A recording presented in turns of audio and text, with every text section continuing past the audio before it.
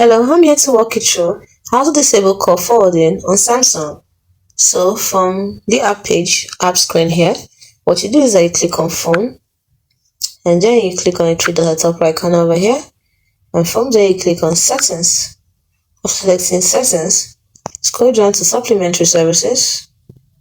Give it a few seconds to load. So after it has loaded, the next thing you're going to do is you select call forwarding on the SIM where you activated it. Now if it's enabled on SIM 1, for example, mine is enabled on SIM 1, I will click call forwarding there. Then I click on allow. Seconds to load. It will open up to the page where it shows you the number that your call will be forwarded to. For example, I have here forward when busy, and I have a number asks that I set for it to be forwarded, for it to forward my calls to. So I'm going to do that. I want to disable it. So what I do is I click on forward when busy, and I have three options here: update, cancel, or disable. And I click on disable. Give it a few seconds to load. And that is how to disable call forwarding on Samsung.